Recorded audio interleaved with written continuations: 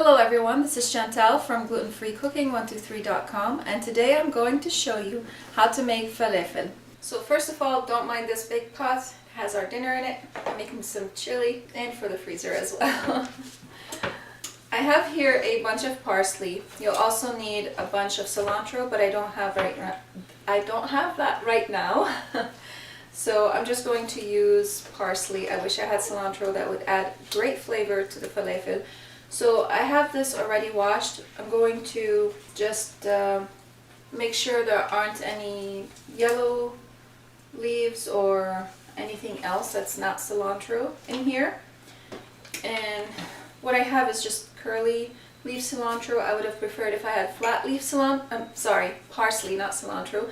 I would have preferred if I had flat leaf parsley, but this is what I got in my Misfit box, so that's what I'm using. And if you guys are interested in ordering fruits and vegetables from Misfit Market, you could use my link down in the description box below. You'll get 25% off your first order, and I will get 25% off my next order. So we would be helping each other. Okay, so I'm just gonna I'm not gonna even bother lining them up because I'm going to be also using the stems. That's what I'm going to do for now, and I'm going to roughly chop them and set them aside until we're ready to use them. Okay, so this looks good to me. I'm just going to chop them up roughly.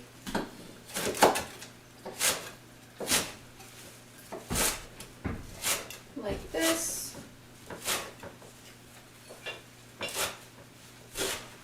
So that they can easily fit in the food processor, and I can divide them easily between the batches that I'm going to be processing in the food processor, because this food processor is small and I can't fit all the ingredients in here all at once. I'll set them aside. And I also have 4 large to medium onions, and I'm going to roughly chop these as well.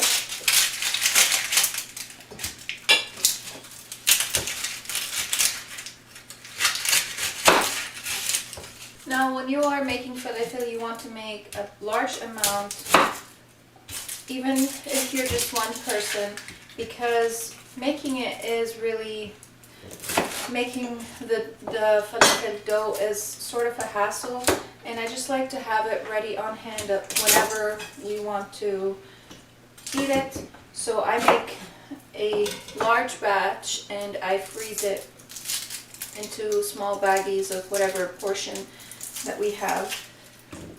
So right here I have 2 dried cups of cracked and shelled fava beans and 2 dried cups of chickpeas, and I soaked them overnight in cold water and 2 tablespoons of baking soda. Baking soda just helps to soften them up and makes it easier to cook them when you're frying them, because these beans and chickpeas don't actually get cooked before you make the falafel. They only get cooked when you are frying the falafel, the burger. It's like a little bean burger patty, and the only time they do get fried is when you fry them. They do get cooked is when you fry them in the oil when you're getting them ready to eat. So we want them to be soft and cook very easily. So that's why I use the baking soda to help in the cooking process to make it easier, and also it just helps them expand a lot faster when you are soaking them. So after soaking them overnight, I also rinse them, and now I'm going to drain them.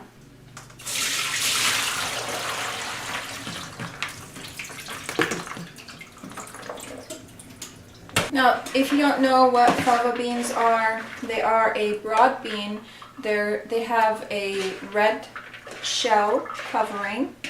That's what they are basically. And let me get you closer here. And when you do shell them, if you can't find the pre-shelled ones, you could do this yourself. You could soak them and then shell them after you soak them. And this is how it looks like after it has been shelled and cracked So they split them and shell them. I'm just going to let them drain a little more because I don't want a lot of liquid in with the falafel, because we are not going to use any binder like a flour or anything like that. The only binder is going to be just the beans and the vegetables. But if you do end up with a lot of liquid in your falafel and you can't make them into the little patties, what you want to do is to add oat flour or rice flour, maybe, or some oats if you like. I mean, that would change the texture drastically if you add rolled oats, but you're probably better off to adding oat flour or rice flour to thicken them up a little bit, to make it easier to form them into patties. But I personally haven't found any problem with just making them like this and without any binder, and they've always came out right. But who knows, I'm filming right now, and most mistakes happen when I'm filming, so let's see what happens. I'm just gonna let them sit here and drain a little bit. We also need 1 large head of garlic, and I don't have fresh garlic right now. It's going to be about 15 cloves of garlic, and because I don't have fresh garlic, I'm going to use the jarred minced garlic. I would have preferred if I had fresh garlic, but that's all I have. I've used garlic in a lot of cooking that I was doing for my freezer because I'm getting ready for my baby right here, so, which is pretty close. Almost 2 more weeks to go. 2.5 more. Well, almost 2.5, not quite. So we'll see. Now we are going to start processing them, and what I'm going to do is I'm just going to take a bunch of each of the dried, of the soaked beans, some of the onions,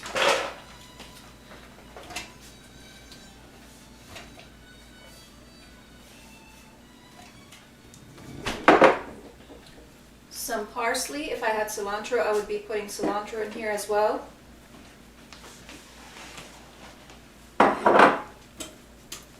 And some garlic. This is brand new, I didn't open it yet. So I'm just gonna put about a teaspoon in each or so. And we're just gonna process it until it's smooth. If it wants to work.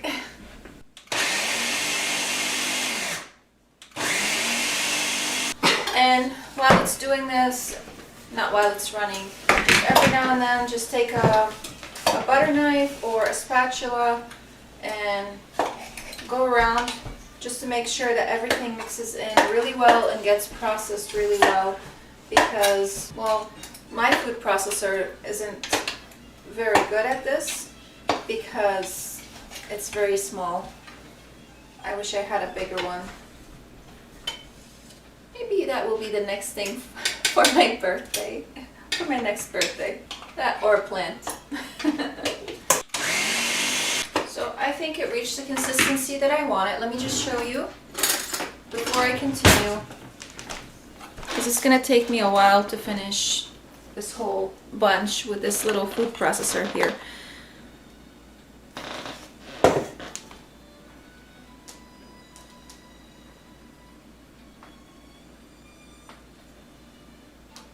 Okay, so it's pretty creamy. It might look a little grainy, but it really isn't. You can still see a few specks of the dried beans, but you shouldn't see a lot of them. So you want to process it until it's almost super creamy. That's how you want it. So I'm just gonna keep processing the rest of these, adding a few of each ingredient, and then I'll come back at you later to add the rest of the ingredients. So I thought I'll show you one more time how I do this, because the first time I kind of put all the ingredients in there and it gave me a little bit of a hard time, and I forgot that I actually add them in layers. So what I do is I just take a little bit of the soaked beans and I put them at the bottom as the first layer, and then I add some of the onions and some of the parsley and cilantro, like I said, if I had any. Then I layer another layer of the beans, and then I don't want it to be completely full with beans. Some onions. I'm gonna put some more because I'm almost done with the beans, and some of the parsley cilantro mixture, and then we process them. And I find that this actually makes it a lot easier to process. I forgot one more thing, garlic. We don't want to forget that.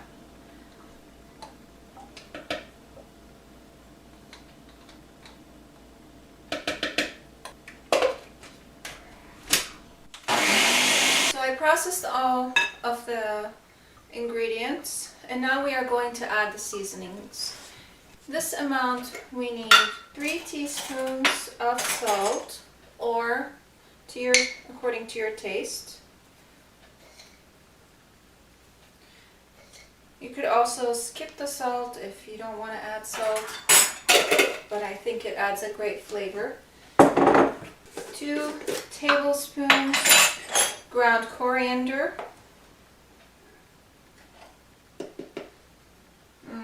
I love the smell of coriander.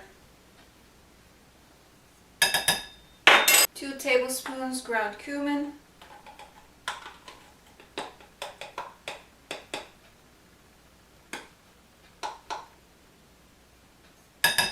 1 tablespoon paprika. My mom used to put green pepper in when she's making the falafel, but I find that adds a lot of juice, a lot of liquid in there, and if you want to avoid that, just use paprika to flavor it with that pepper flavor, with that bell pepper flavor, instead of adding all those liquids, because then you'd have to add a binder to it. And because we are gluten-free, we're trying to avoid binders. We can use binders, but I find that it tastes better without them as well.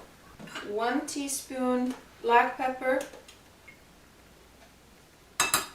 and 1 teaspoon of allspice. Now, you could also use 7 spice instead of allspice, or garam masala. I don't have garam masala. That would have tasted good, but I have allspice, and if I had 7 spice I would use that instead. But allspice works because it has that flavor of all spices. And to this amount you need 1 tablespoon of baking powder. Now, because I am not cooking all this right now, and I would imagine you wouldn't be either, I'm not going to add the baking powder right now because I'm going to freeze it, and baking powder doesn't stay active after you add it. Like, it stops being active after a while. So what I would do instead is, whenever I'm ready to make them, I would just add the amount of baking powder that I need for that batch that I'm going to cook. So for now, I'm just going to mix everything. I'm going to take a small batch just to show you guys how I do this, how we cook them, and add a little bit of baking powder to that small batch. So now I'm just going to mix them. I think I need a bigger spoon though. I would have liked to use the KitchenAid, but I don't feel like getting it dirty right now. So just mix them really well, just to make sure that everything is really well incorporated in there, because it is a thick mixture and you want all the spices and the salt and all the ingredients to be really well mixed together. And if I had cilantro, this mixture would be a lot more greener than it is right now. And that's how it's supposed to look. It's supposed to look green. And this recipe will be up on the blog pretty soon. So by the time this video is published, this recipe will be up. So I'm just gonna mix them and then I'll come back with the rest. But I ended up mixing it by hand just because I wanted to make sure everything was well incorporated. So now I'm going to take just a little of this mixture, put it in this bowl. I'm sure my kids won't mind eating this.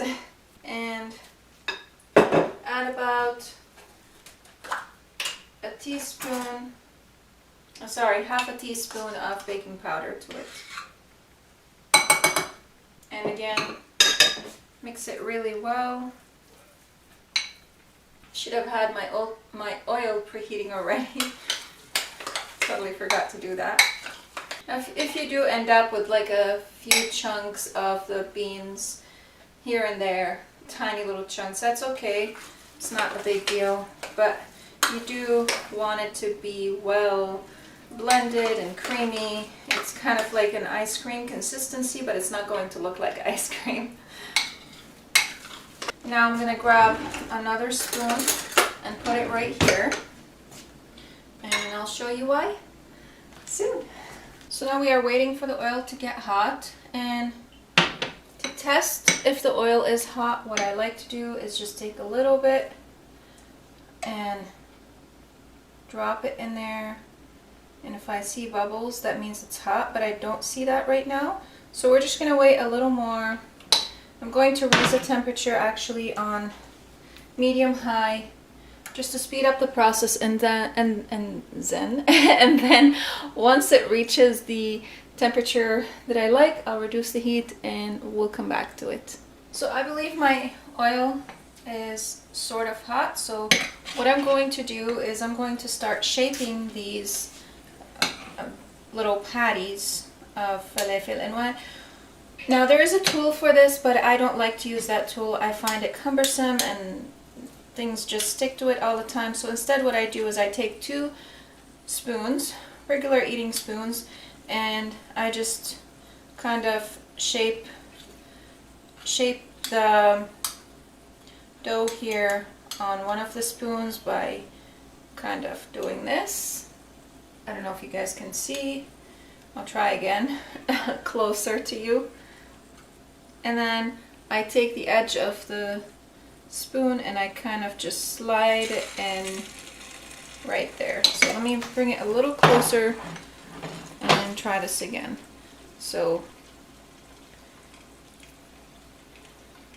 you can make it as big or as little as you want, but the bigger it is, the longer it is going to take to cook on the inside, and then it might burn on the outside before it cooks on the inside. So don't make it too big. Then I'm going to drop it again. There we go. I'll make one more in front of you.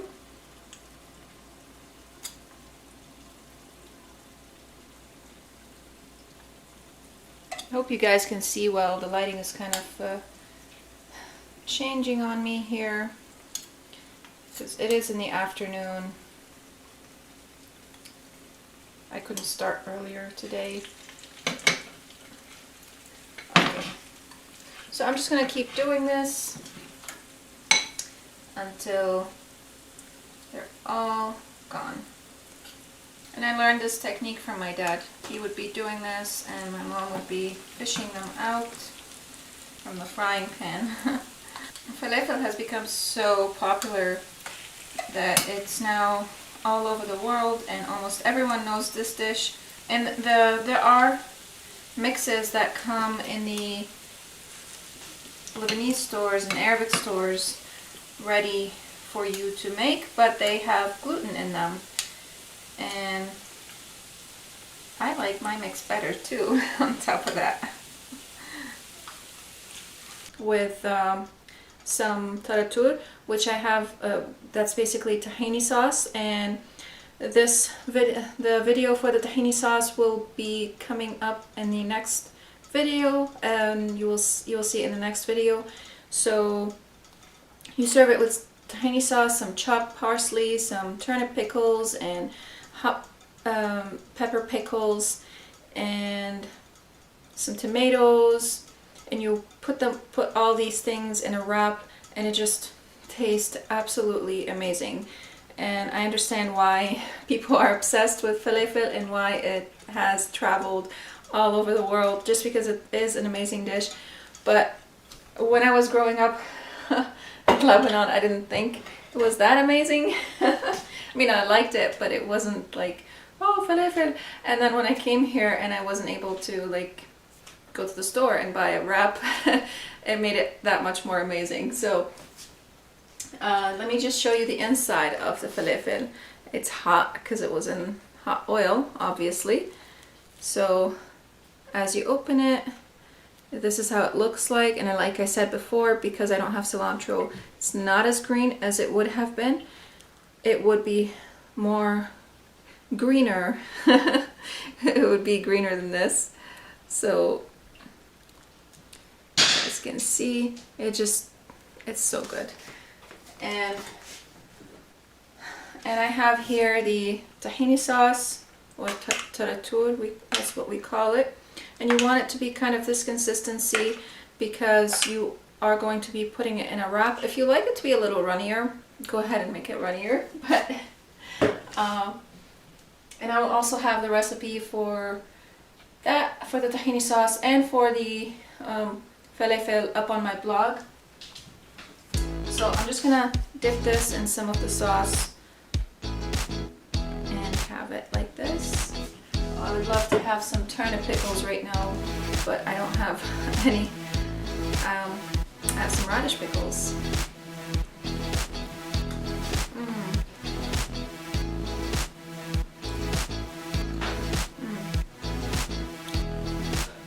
So good.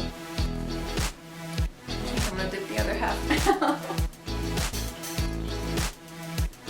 Just so good.